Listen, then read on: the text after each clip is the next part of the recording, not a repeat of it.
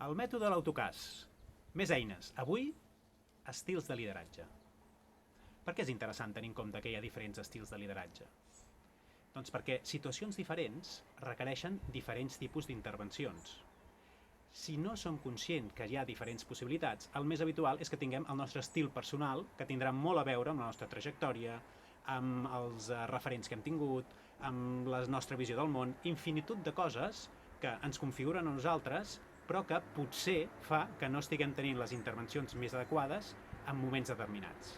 Per tant, la primera proposta és a veure en quin d'aquests estils naturalment t'identifiques. Estil directiu,